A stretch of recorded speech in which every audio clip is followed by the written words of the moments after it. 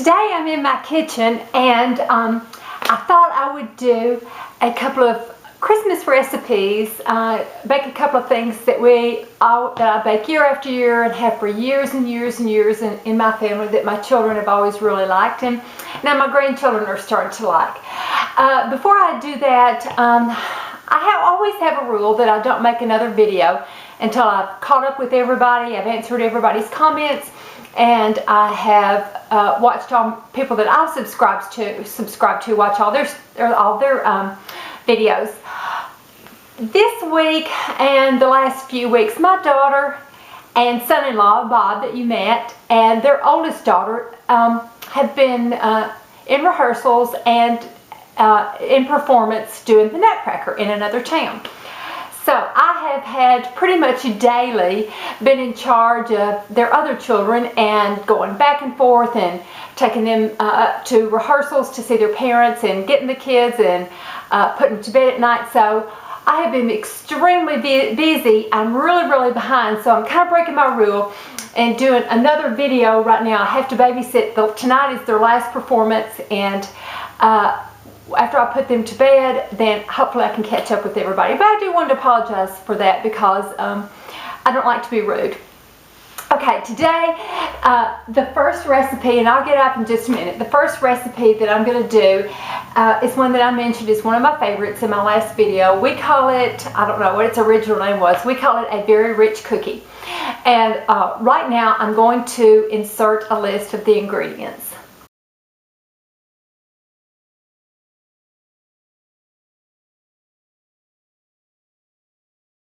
Okay, so I've got all my things here, and when it comes to the recipe calls for German chocolate cake mix.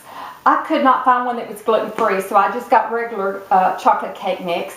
I noticed that the size of the German chocolate cake mixes were about 15.5 ounces. This was 22 ounces, so I just measured out 15.5 to 16 ounces of that, and I've got it down in here. Okay, so the last thing I'm going to do is just chop my nuts. Just loosely chop them. Okay, got that done. I've got everything else measured here. I'm going to, in a saucepan, I'm going to put the 60 caramels.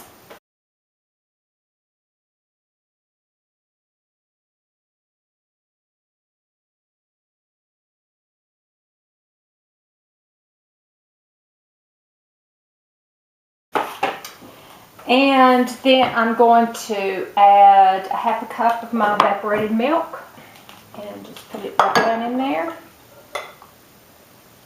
Okay. And then I'm going to cook it over a low heat, stirring constantly until the caramels melt. Okay, here is the caramel and the evaporated milk all mixed up together, and it looks like this. I forgot to mention you preheat your oven to 350. Okay, so we're going to set this aside because this is going to be the filling. What we're going to do is take your cake mix and going to add the melted butter and then the 1/3 evaporated milk. And then we're going to mix that. It's going to be really thick. Okay, next you're going to put in your chopped pecans, your cup of chopped pecans. And you're going to mix that. Okay, then you're going to, then you will be left with it doesn't feel like a cake mix. It's very thick, almost like a pie dough would be. So you take your pan, 9 by 13 pan, and you grease and flour it. I used gluten. This is going to be gluten-free so that myself and one of my granddaughters can eat it too. Losing none of the flavor, making it gluten-free. And I'm going to take half of the crust, just kind of eyeball it. And I'm going to press it down into this pan.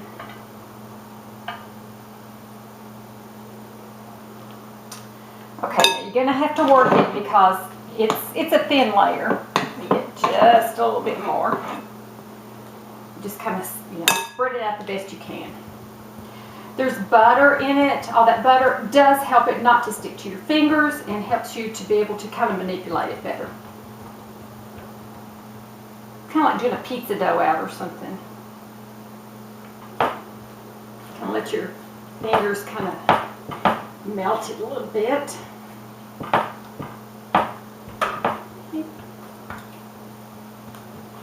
And you're going to have something that looks kind of like this. And you are going to bake this at 350 for 8 minutes.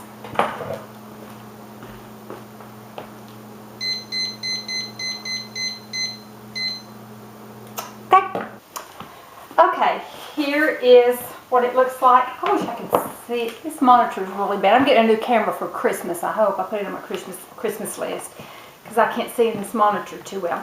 But this is what it looks like. It's, semi-baked. Okay, so the next thing you're going to do is you're going to take your cup of chocolate chips and you are going to sprinkle over the top.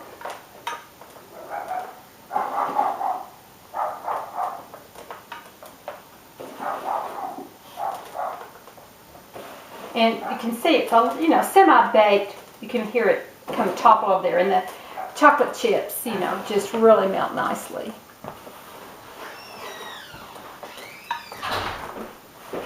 Hello, Doug. I'm filming. Hello. Oh, that looks so good. You're just so silly. Uh-oh. What's the dog barking at? That Oh, okay. Okay, then you're going to take the melted caramel and drizzle it on top. It's still hot here.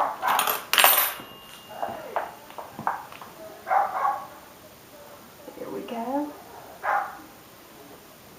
Get a nice even layer underneath it.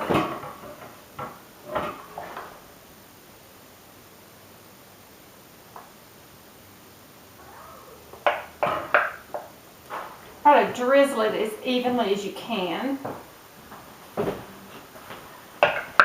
Yum, yum. Listen to him. You're so sweet. You are. Okay, my arm's getting heavy. Okay, now got the middle layers done with the chocolate chips and the caramel. You want to try not to disturb the chocolate chips. Don't spread the caramel all out. Just kind of drizzle it all over and it'll all melt together. Okay, then you're going to take the rest of the cake mix here. See, that's the other half of it. And this is a little difficult part, I think, because what you're going to have to do is you can't just spread it on because it messes up your middle layer. So you take big bits of it and just kind of crumble it over like that, because when it cooks it will spread out more.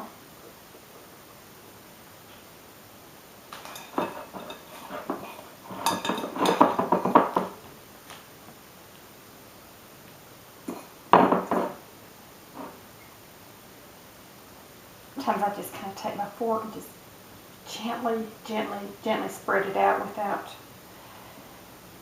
kind of in quick motions without messing up that middle layer. Be kind of careful you don't mess it up real bad. And the caramel is going to peek through. It's just you kind of want to get a topping on it as much as you can. I'm going to wash my hands.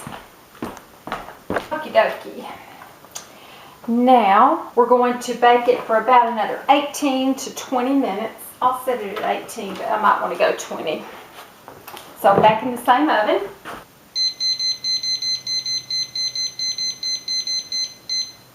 There we go. Now stick my bowl over here in the sink. Okay, and then we'll continue with that when it comes back out. I'll start another recipe. This is a recipe that It's very, very, very simple. And I'm sure everybody probably makes it, but here's my recipe version of it. It's Hidden Valley Ranch oyster crackers. We just call them oyster crackers. It's a real favorite of my son and my sister-in-law when they come up for Christmas. So it's just, they really enjoy it with sandwiches. I can't have it because I haven't found any gluten-free oyster crackers, and any crackers I have found anyway that are gluten-free are just not the same, so I don't want to run the trick for everybody else. But so right now I'm going to insert the ingredients for the oyster crackers, and you can, pause it and take a screenshot of it.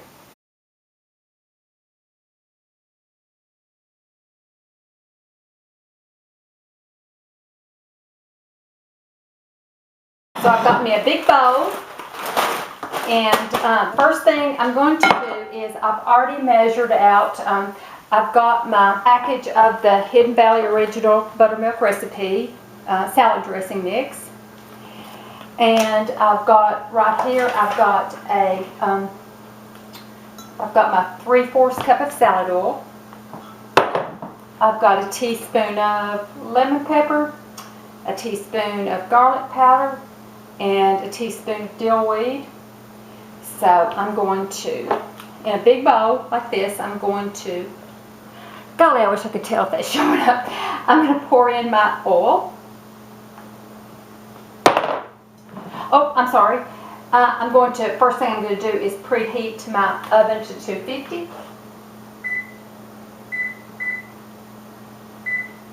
Okay, then I'm going to put my oil in, and then the 3 different powders I'm going to put in there. And dump this and take my wooden spoon and mix those up together. Then I'm just going to take my oyster crackers, and I just buy a package. It says to use about 5 cups. I don't ever measure, I just get a package. It seems to be about right. And then just pour them in there. Like I said, easy recipe. But, I mean, they would be disappointed if I didn't cook it, so. It's just the Laura Lynn brand, Ingalls Laura Lynn brand, and it's 12 ounces of oyster crackers. It always seems to do okay. And, the proportions seem to be about right. Okay. Then I take my pan, I get me a big pan. Then just after you've mixed it up real well, make sure you get all those spices in there. Then you're just going to pour it in there.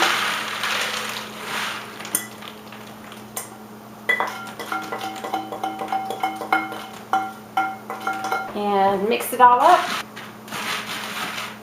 And then you bake it for about 15 to 20 minutes. I usually do it 20 to just, I don't know, get it really good. And then I will usually take a spatula, and about every 5 minutes I'll just turn it and mix it with a spatula like that. Just to make sure it gets kind of browned on all sides and mix up all those spices in the oil. So we'll put that in my top oven. We'll set it for 20 minutes. Okay, sometimes I don't always remember to stir it every 5 minutes. I have done it all the way through. It turns out fine, but I just think it, I don't know, makes it a little tastier if you stir it whenever you can think about it. Every 5 minutes is ideal. Well, I forgot something on the oyster cracker, so don't you forget it. I forgot to put the Hidden Valley Ranch dressing mix in it. So after I put it in, I realized I had forgotten to do that. It was all spread out on the pan. So rather than refilm it and do it all over again, I sprinkled it on top and mixed it up real good. And it looks just fine. It's still cooking, and so I'm stirring it, trying to remember to stir it and get it all mixed together real well. My alarm just went off for the very rich cookie, so I'm going to take it out. It's still kind of jiggly. I'm going to let it cool for a bit, and then you let it cool for a bit, and then you put it in the refrigerator for 30 minutes in the refrigerator to let that caramel sit real well. So we'll kind of set it over to the side and let it, in fact, I'll put it over here. This is what it looks like. Hope you can see that. Okay, the next recipe is going to be for Russian tea. I told you that I'm keeping grandkids tonight because my daughter is dancing and son-in-law, and their oldest is dancing in the Nutcracker. She has 3 little girls, so I'm keeping the middle one and the baby. The middle one woke up with a nice smart fever this morning, and so they took her to the walk-in clinic, and it is a cold. It's not the flu, and it's not, doesn't seem to be an infection, so the show must go on. So I am keeping her. I'm making her a little pallet on the couch in the back and putting on some Christmas movies, some children's movies that she can watch. And I will give her some Russian tea. My mother gave it to me when I was sick. I gave it to my daughter when she was sick, and then I like to give it to my grandchildren when they're sick too. Not a lot because they're little, but some. I start out, and right now I'll do the list of ingredients, and you can pause them and take a screenshot.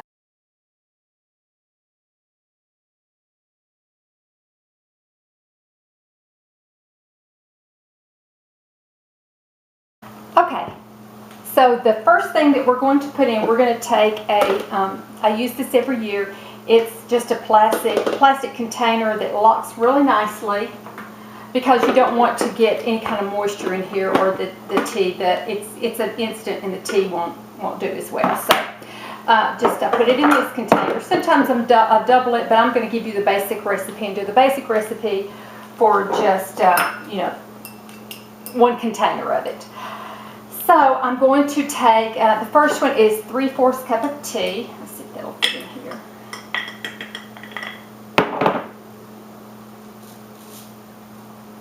One, 2, 3.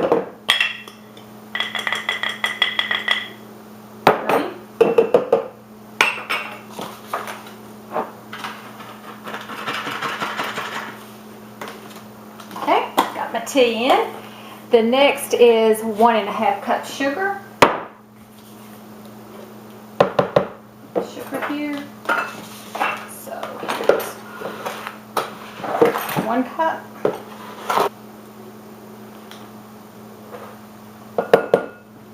And then 1/2 cup. It's not the best thing in the world for you, but it is so comforting. It really is. Okay, I got interrupted. This went off, and here are the crackers. And what I will do is let them cool off and put them in a decorative tin and let everybody enjoy.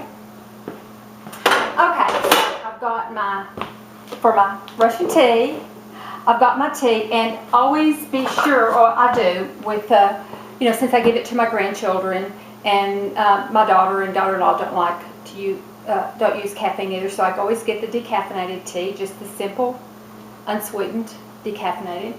So I got that, and I've got my sugar, and next is tang. So I'm going to do 1½ cups of tang.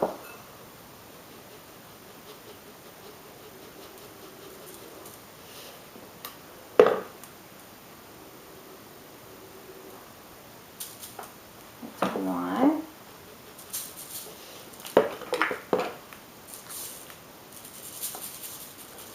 Here's a 1/2. So 1. Okay, my camera died, so I don't know how far I got. I know I was working on the Russian tea, so I've charged it up, and hopefully I can make it through the rest of this. So I put my tea in, and then I put my sugar in, and then I put 1½ cups of tang in, and then 1 cup the tea, the sugar, the tang, the lemonade mix, and then the teaspoon of cloves and cinnamon on top, and in an airtight container. Really mix it good, or mix it well, excuse me.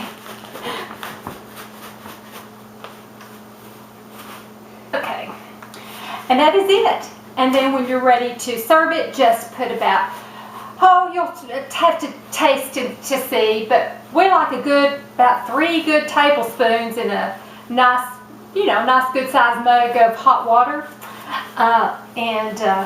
Boy, it is really, really, really satisfying.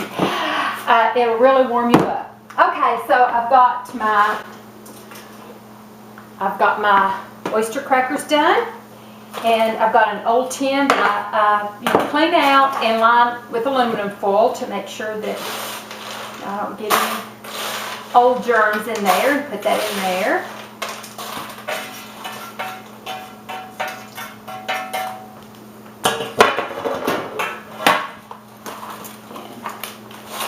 Fills the tin nicely. That covered real well. And I have, like a sideboard right off of my kitchen that I keep all the foods. I cook tons and tons of food at Christmas time.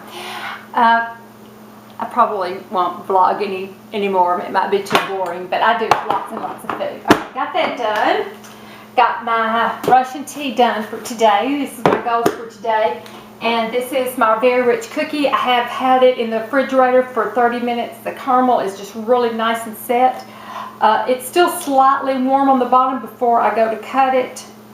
I cut it like you would brownies, like that, and back and forth. And then I will wrap it in a tin with lined aluminum foil and really covered to keep it airtight too. And so that's how that will look like. And that is it for my baking for today. I'm going to sit down and kind of watch some other people's videos and answer some comments.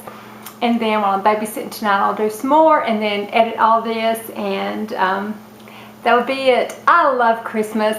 And, I really, really appreciate you letting me share it with you all, for watching and letting me share it with you, because I just get so excited about it. And it's just so much fun to be able to talk about it and show you the things that we like to do. So thanks so much for watching, and I'll talk to you all later. Bye-bye.